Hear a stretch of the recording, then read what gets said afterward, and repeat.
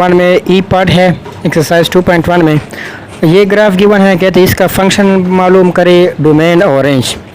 तो ये जो क्वेश्चन नंबर 1 में पार्ट नंबर ए था ये सिमिलर उसी तरह है। ये एक हमारे पास पैराबोलिक फंक्शन है इसका ग्राफ। तो पैराबोला जो है वो क्वाड्रेटिक इक्वेशन से आया है। तो इसको हम पहले इसका फंक्शन मालूम करते हैं, उसके बाद इसका डोमेन और रेंज की तरफ जाते हैं। तो अगर हम गौर से देखें तो ये हमारे पास एक पैराबोला है स्टैंडर्ड फॉर्म का। कैसे पता हमें चलता है स्टैंडर्ड फॉर्म? ये आगे आप पढ़ोगे, क्योंकि इस पैराबोला का जो वर्टेक्स है वो ऑरिजिन पे है। कहाँ पे है? इसका जो वर्टेक्स है हमारे पास वो ऑरिजिन पे है, यानी इसका एच कोऑर्डिनेट और के कोऑर्डिनेट दोनों क्या है? 0 0।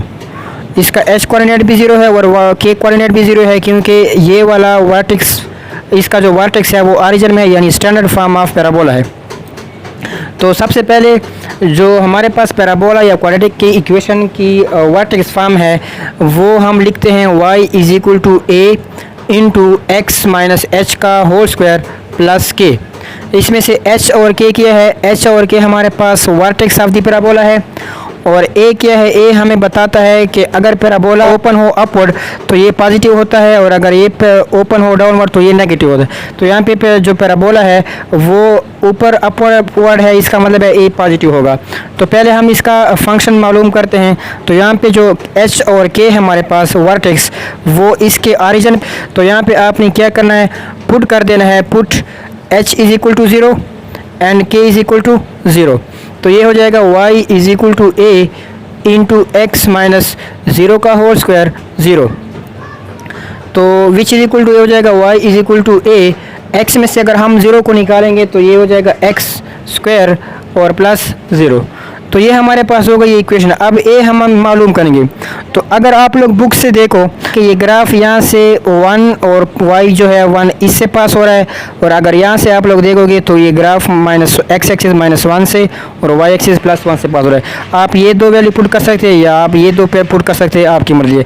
तो मैं इसमें से x equal to 1 y equal to 1 यहाँ पे पुट करता हूँ ताकि मुझे a की कीमत मिल जाए। तो ये हो जाएगा 1 इज इक्वल टू ए और x हमारे पास क्या है? 1 का square which is equal to 1 is equal to a, और 1 का स्क्वायर क्या जाएगा? वही 1। तो a मल्टीप्लाई 1 ये आ जाएगा a। तो a की कीमत हमें मालूम हो गई है, वो कितनी है? वो 1 है। अब इस a की कीमत को आप लोग इस इक्वेशन में पुट कर दे, इक्वेशन नंबर 1 में। तो ये हो जाएगा put a is equal to 1 in equation number 1। तो इक्वेशन नंबर 1 जो है वो हमारे पास क्या बन जाएगी? वो हो जाएगी y is equal to a की जगह पुट कर दे 1 इंटू एक्स का स्क्वायर। तो y is equal to X square. तो ये हमारे पास रिक्वायर्ड फंक्शन है इस ग्राफ का। ये क्वाड्रेटिक इक्वेशन है, मैंने पहले बता दिया। पैराबोला है तो पैराबोला क्वाड्रेटिक ही से आया है। तो अगर यहाँ पे आप x की जगह 0 पुट करोगे तो y इज इक्वल टू 0 का स्क्वायर 0, यानी x 0 पुट करने पे y भी 0 मिलेगा। अगर 1 पुट करोगे तो y आपको क्या मिलेगा? 1 मिलेगा। अगर आप 2 पुट करोगे तो y आपको क्या मिलेगा? 4। 2 2 ज़र 4 यहाँ पे, यानी जितने भी आप पॉजिटिव वैल्यू चाहे जितने भी नेगेटिव वैल्यू पुट करोगे वो सारे के सारे वैल्यू जो है वो इसी ग्राफ के ऊपर लाई करेंगे, यानी वो सारे के सारे इसके सोल्यूशन में आएंगे। तो ये हो गया इस ग्राफ का हमारे पास फंक्शन।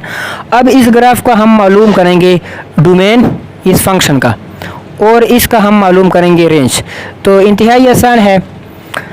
देखिए, जो x एक्सिस होता है उसको हम डोमेन कहते हैं, जो y एक्सिस होता है या वर्टिकल लाइन होता है उसको हम रेंज कहते हैं। यहाँ पे फंक्शन में भी आप देख सकते हैं x एक्सिस को आपने वैल्यू देने हैं, वो डोमेन होता है।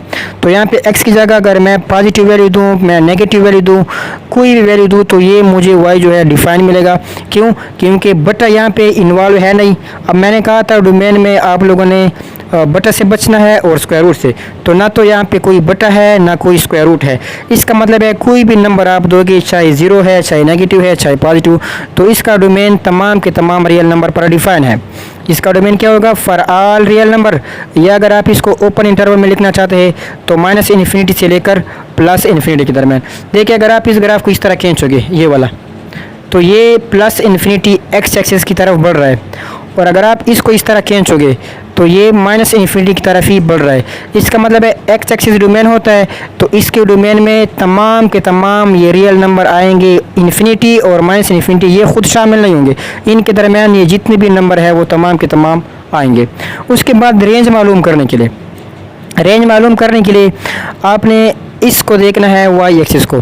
तो वाई एक्सिस में जो है ऊपर, ये ऊपर तो बढ़ रहा है देखिए प्लस इन्फिनिटी की तरफ, लेकिन ये ज़ीरो पे जो है ये रुक गया। यहाँ पे गौर से देखिए ज़ीरो पे ये क्या हो गया है, रुक गया। इसका मतलब है कि इसके रेंज में ये तमाम के तमाम नंबर शामिल है क्योंकि ये ऊपर बढ़ रहा है, लेकिन ज़ीरो से नीचे वाले जो है ये शामिल नहीं है क्योंकि यहाँ पे ये रुक गया है। सही है। और आप दूसरी तरफ यहाँ से भी मालूम कर सकते हो।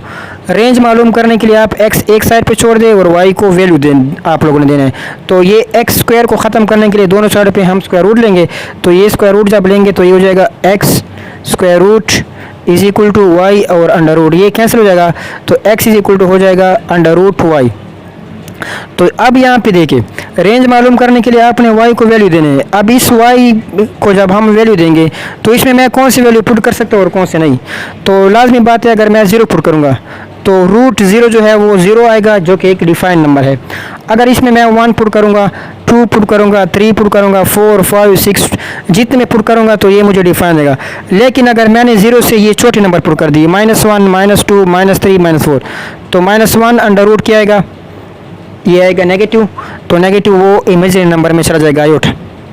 तो इसका मतलब है कि इसके रेंज में तमाम के तमाम नंबर शामिल है, लेकिन इसके रेंज में 0 से जो छोटे वाले हैं वो शामिल नहीं होंगे। तो यहाँ पे इसके रेंज आप दो तरीक़ों से लिख सकते हैं। एक आप लिख सकते हैं कि जो y है वो हम ग्रेटर होगा या इक्वल होगा 0 के, यानी इसके रेंज में 0 भी शामिल है और 0 से बड़े जितने भी नंबर है वो भी शामिल है।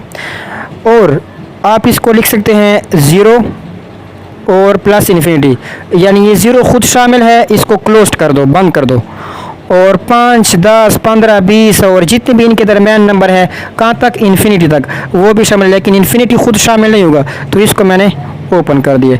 तो ये इस फंक्शन का जो है डोमेन है और ये इसका रेंज है।